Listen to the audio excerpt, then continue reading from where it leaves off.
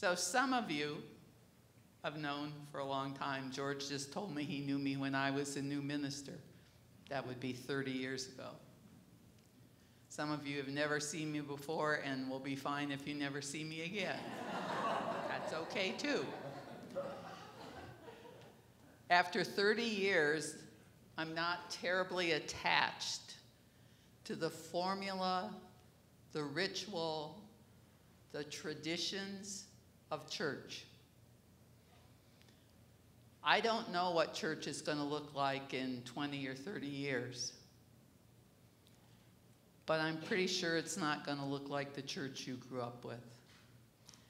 And the real connection, the real difference, the real possibility that each of you have within yourself is to make a difference in this world. I know you're not important enough. I know you have too many other things to do. You're committed. But the truth is, there is nobody in this world that has had your set of experiences, your set of learning, your talents, and your gifts. And if we want a new, different world for our children and grandchildren, it takes each one of us doing exactly what we do best to make that happen. If it were up to the ministers of this world, maybe it would have happened.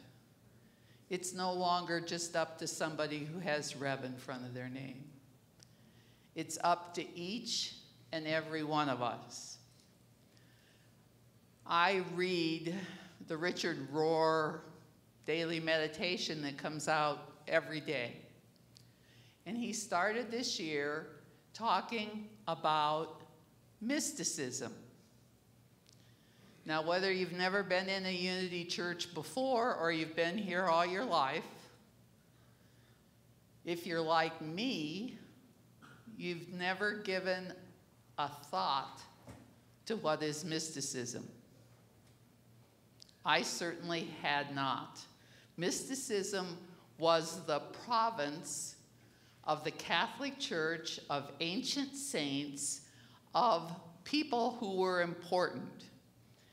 And see, in my normal world, I would come right out here and stick this microphone in your face, and say, what is mysticism? Spirituality. Spirituality. I don't even know you. What's mysticism? I have no idea. I love honesty. Ooh, how about you? I'm with him. I told him I walked.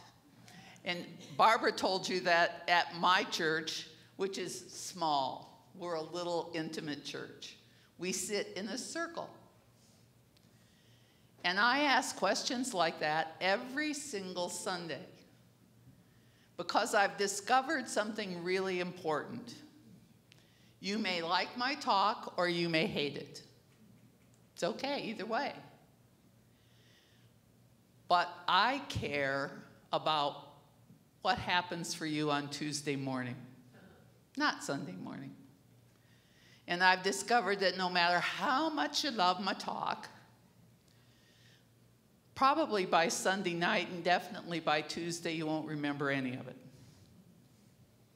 But if you have your very own aha, your divine inspiration moment, you won't ever forget it. And so by inviting all of you to share, all of you to talk, not only do you hear my voice, because you'll discover I can't hush, but you will have heard each other. And hearing each other is a way that you hear things in a different way, and suddenly it resonates with you. It's inside of you. It becomes who you are. and you'll never lose it. So that's why I move, and I can't promise you when I will or won't move, because I'm not in charge of that. So after I started with Richard Rohr and got that book, by the way, we're studying it at Unity on the Avenue, I discovered, and some of you will have heard the name Jim Rosemergy. He wrote a book called Living the Mystical Life Today. Jim Rosemergy is a Unity minister. He used to be one of the vice presidents at Unity Worldwide Ministries. Somehow I slept through that awareness and missed the word mysticism. Now, we often call Charles Fillmore, co-founder of Unity, a Missouri mystic, but I never really, it never connected in my brain. So mysticism is something that Unity already is, but most of us don't know it. Some of you may know our 5 principles. If you don't, Susan's going to get you. But anyway, our 5 Unity principles encompass mysticism. But we've never talked about it that way, nor have we talked about how it is that you can live the mystical life. When Richard Rohr, in his book, he's making 7 points. I'm not even going to tell you all of them because you have to read the book yourself if you want to know that. But he says his first principle is the enlightenment you seek already dwells within you. You are already mystics, even if you have no idea what that means. Unity, his second principle is God is found in imperfection, which means you've got to give up the story that you're not good enough. You've never been good enough. You won't ever be good enough. Your dad told you you weren't good enough, and you're living up to that projection. We made errors as parents. We didn't recognize your divinity. I have to tell you that all the babies that I've blessed, I have never, ever, ever blessed one by saying, ooh, this one is flawed, we should give it back. None of us think that when we look at a new baby. Yet somewhere along the way, we absorb this message that in order to be whatever it was your parents wanted you to be, you fell short. And I'm here to tell you, you have not fallen short. You have acquired the experiences. You have acquired the lessons. You've had an opportunity to learn sometimes how not to do something. How could you know before you know? It's important that you always, always, always remember Unity's second principle. There is not a human being on this planet who was not born with the divine God consciousness within them. I'm guessing you say yes, but. The yeah buts get us every time. You have a list of people that you think don't have any divine spirit in them. Probably you're related to some of them.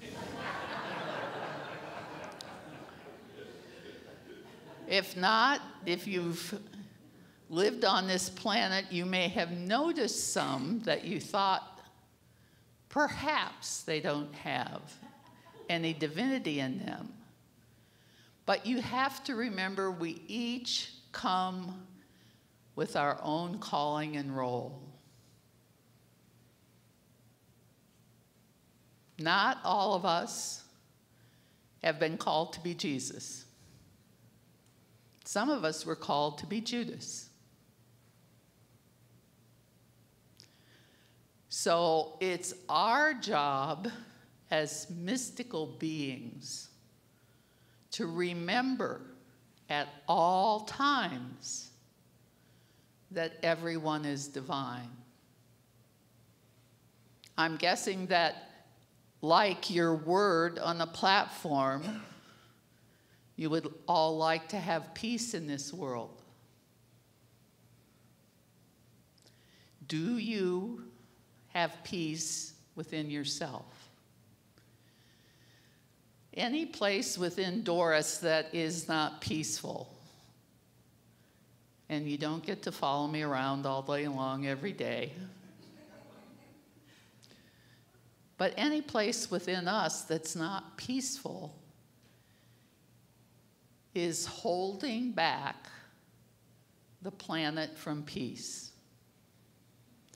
And we tend to not notice our own shadows, but we tend to be really good on picking up Barbara's shadow. We have a name for that. We call it judgment. We also know that our truth is right and Barbara's truth is wrong. What ways do you do it? I have a family history from an Ohio farm that I grew up in that gives me a list of who's right and who's wrong. Women do this, men do that. Children do this, but they never do that. Every time we catch ourselves in that place, we have an opportunity to remember that everyone has a spark of divinity in them. And then take a breath. And see if you can remember it for 5-10 seconds before you move on. You know, what's interesting is that 135 years ago, Charles and Myrtle Fillmore knew that. I'm not sure how and why they knew that. Divine inspiration, I'll guess. Because they were just people. Myrtle didn't even cook. She didn't take care of her children. Her mother-in-law did. I mean, come on, we could think about things about that if we were going to go to that place.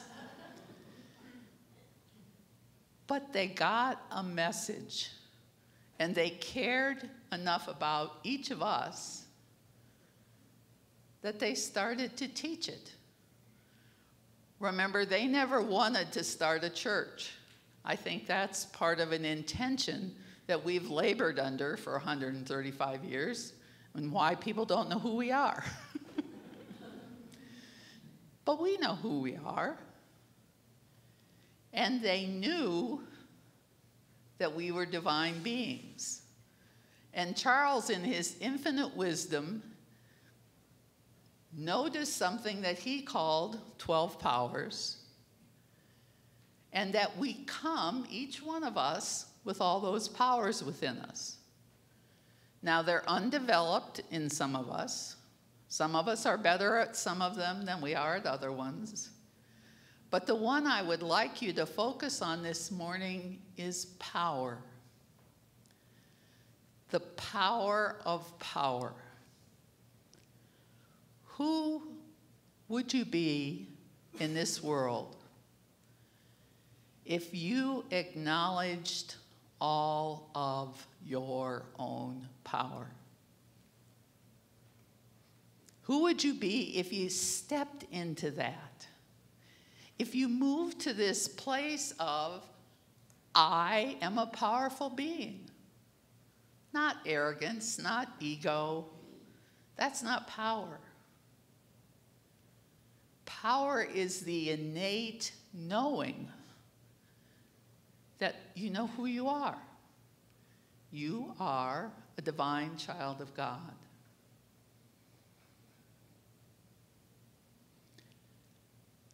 1 John 3:2 says it this way. Dear friends, we are now, meaning right now, God's children. But what we will be like has not been revealed yet.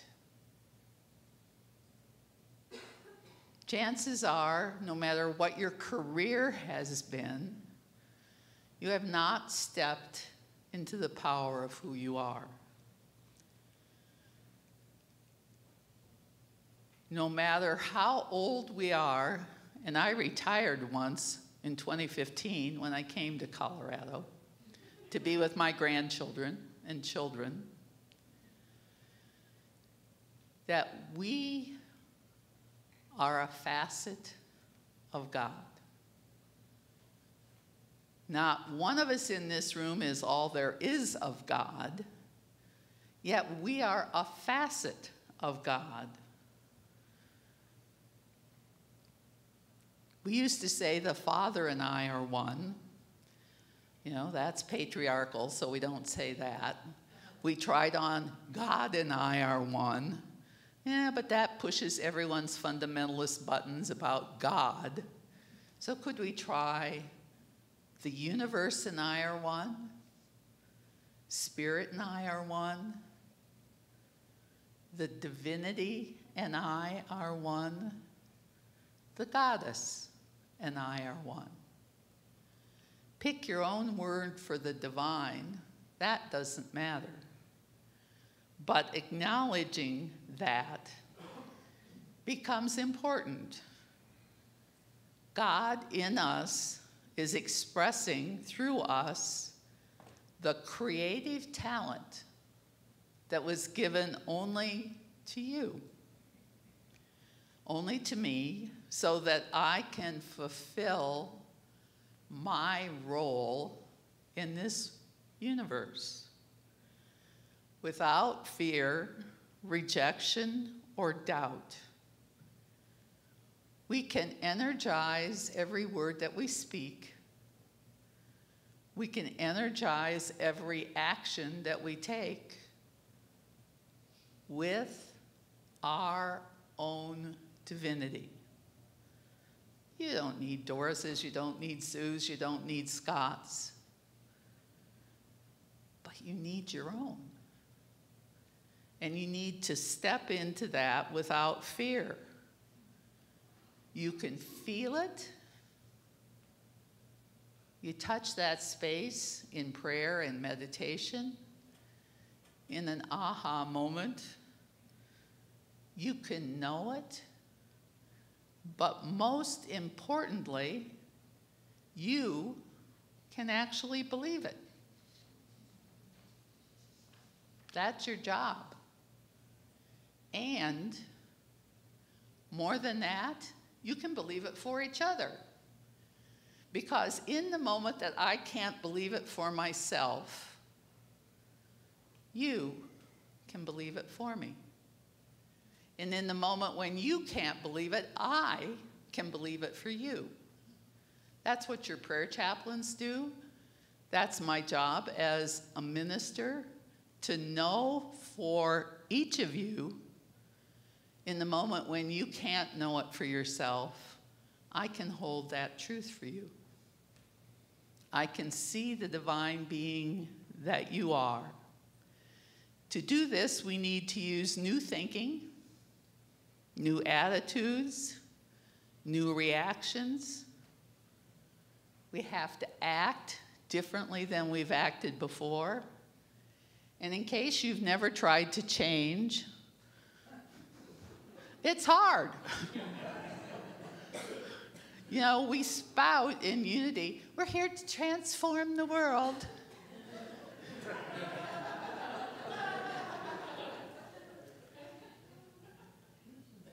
But do you know that means change?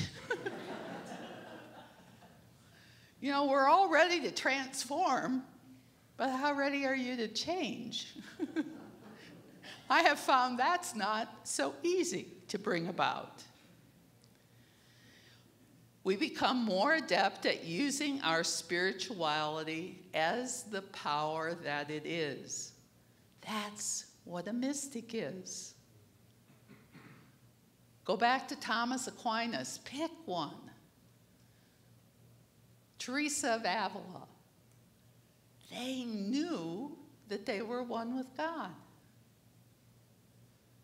They acted on that, and here we are talking about them in 2024. Peasant girls. Who knows what you came here to do? But the world needs you to get on with it, whatever that is. You know, I want to take you to Genesis for just a minute. You all know that God created man in his image. One of my nerdinesses, because I was a librarian before I was a minister, is I like to find different ways to say things. You know, we say thoughts held in mind produce after their kind. So what kind of thoughts are you holding? Look at your life, you'll see.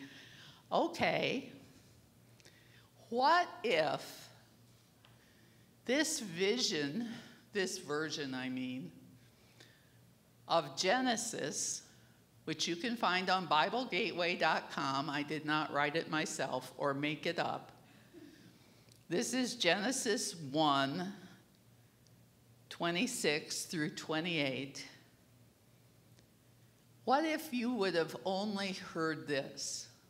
And what if our ancestors would have only heard this? Now let us, that's a plural pronoun, guys. Let us conceive a new creation. Humanity made in our image, fashioned according to our likeness, and let us grant them authority over all the earth. The fish in the sea, the birds in the sky, the domestic animals, and the small creeping creatures on the earth. So they did just that.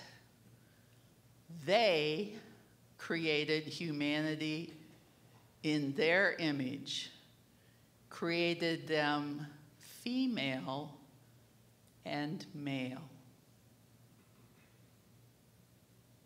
Let your mind rove a minute.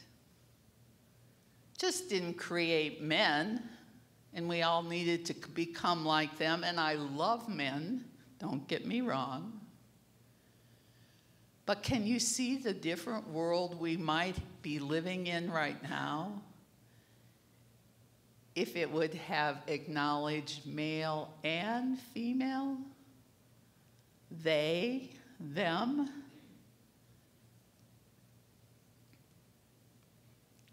It astounds me to let my mind rove over that picture.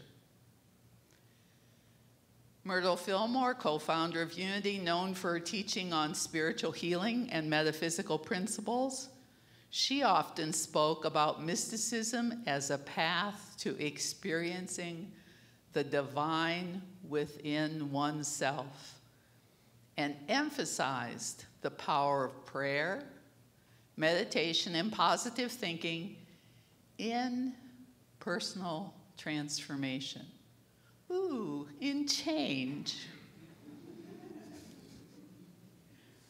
It's so funny how if you substitute change for transformation, At least it hits me a little bit differently. Myrtle believed that by aligning one's consciousness with spiritual truth, individuals could access the higher levels of awareness and manifest positive change in their life. Richard said, the enlightenment you seek already dwells within you.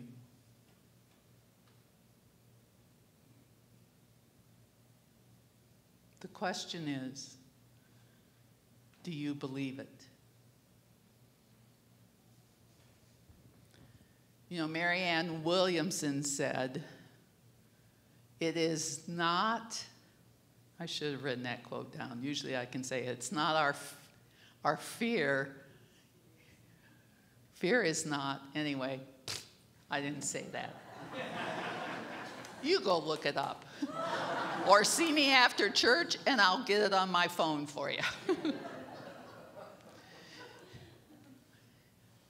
Our fear has held us back. Our belief that we're not enough. And I invite you to simply let that go. To know all the way down to your little toes that you're enough. And so it is. And so we let it be. Amen.